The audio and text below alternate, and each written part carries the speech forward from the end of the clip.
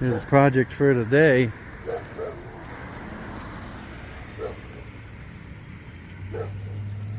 Apparently there's a broken sprinkler line underneath this mound here.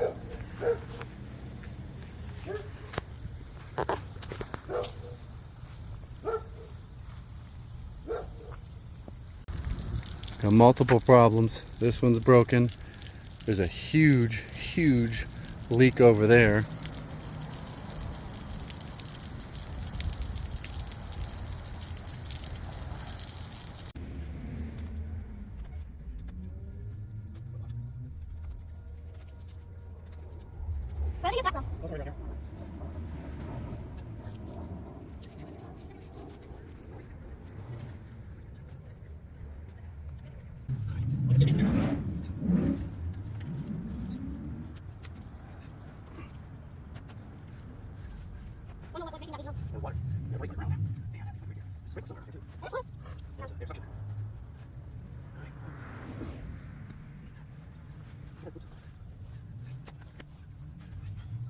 Think we're just gonna have to get in there. You do it for her, yes. Let's make a cross one so we can peel it back.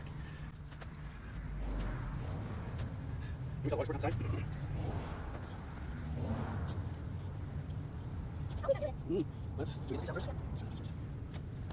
Lights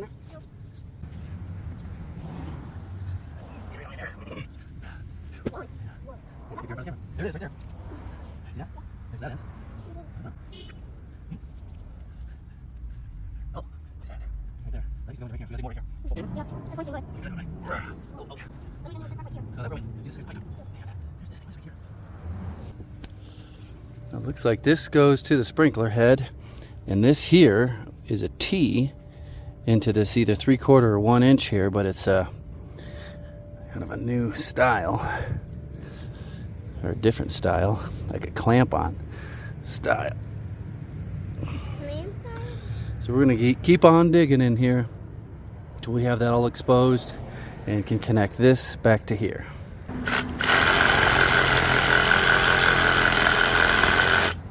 That's much easier than using a shovel.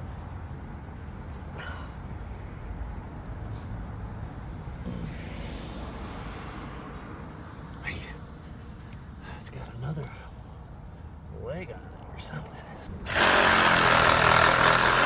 Nice in this thing, Mason. There we go. Look at that. Make a slingshot out of that. Get in here, start digging more.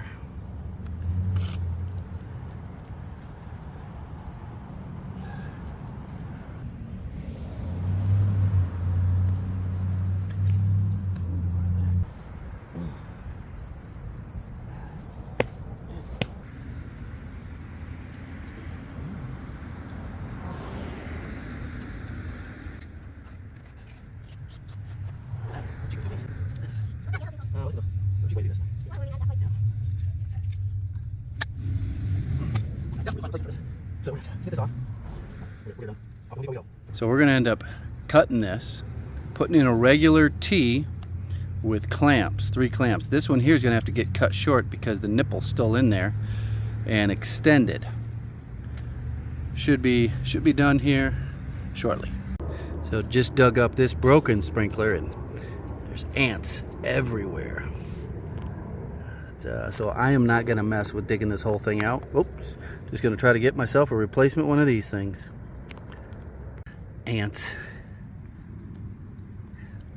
The ants are everywhere.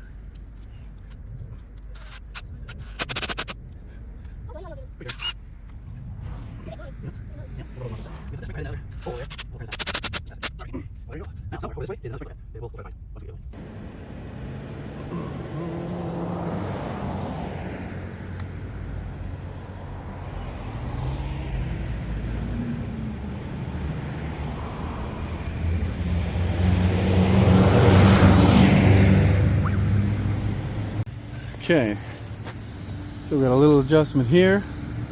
Let's go over and take a look at our repair. Whew. See any leaks? Just dribbles from the sprinklers being on. Whew. There's one right by the hose. Yeah. Okay, let's adjust this one. It's spraying a little bit to the right. That's about right. Alright guys, thought I would answer a couple questions from the last video. Question that comes up a lot is, why would customers hire me, an elite, highly skilled handyman, over a electrician or a plumber to do electrical work or plumbing work? And the answer is, there's just nobody to do the work at any sort of reasonable cost.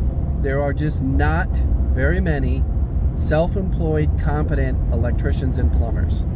Most of the electricians and plumbers in my area are not electricians or plumbers. They're technicians that work for a big company. If you're in a big city with lots of suburbs, you know exactly what I'm talking about. They do heating and air conditioning, they do electrical, and they do plumbing. They're technicians. Now, there will be one license on file for that company. And I've got a full detailed video on Patreon about this. So you can go over there and get all the dirty details.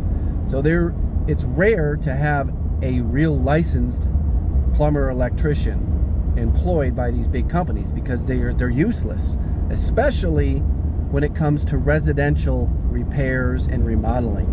There's nothing that a 2-year electrician apprentice can't do that a master electrician can do. It just doesn't take 6 years worth of hours to do basic home repairs and light switches and pulling circuits or putting in panels. Doing a full panel swap is a 2-year apprenticeship job. It's so basic. It does not take a master electrician.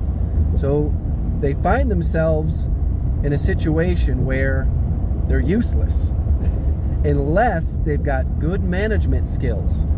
Then they can go run crews on commercial jobs. Even on residential production work, you're going to find an apprentice and maybe a journeyman. Master electricians are useless unless they are in commercial and industrial work. And even then, they're useless unless they can manage people. And most people who work construction are horrible at managing people or getting along with people. Let's go back to the situation. I have a lot of customers, been in business, self-employed since 2008, and it's almost 2026. That's a long time. And I am the yes man. I know everything about residential remodeling and home repairs. It is very, very basic. I'm not going to try to make it out to be like it takes high levels of skill or intelligence to do these basic repairs and basic installations. There are some guys that would like to make it sound like you have to be an elite craftsman to put in a 20 amp circuit.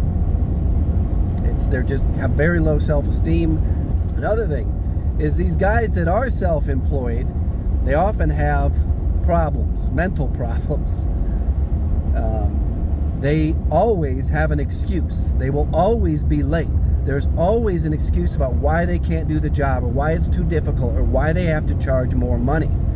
With my customers, they've never been charged more or asked to be paid more than my initial estimate.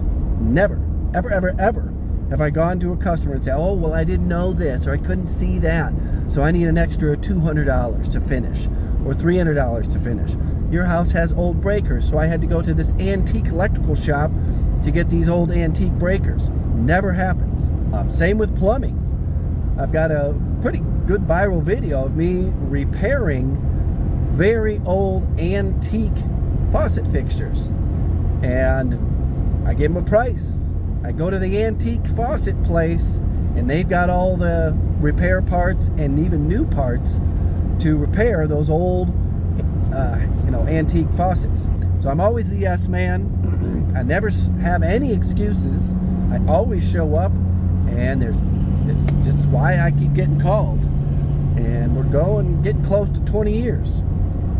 20 years. The supply of people that can do the work, that have good people skills, that have a successful reputation is so low, and the demand is so high. I can provide a price that is 1/10 of those big, multi-trade companies, service companies, the heating, air conditioning, cooling, and plumbing and electrical. One call, that's all. Those guys will charge $10,000 to replace a gas water heater. I'll put a link in the description of a news article about that $10,000 water heater. It came up on the business channel. We discussed it a couple times in the past. 1/10 the price, and it always gets done, and it always gets done right, and it never fails. That's why they call the Handyman. And it could be this really cool mustache I got going on. Thanks for watching. Goodbye.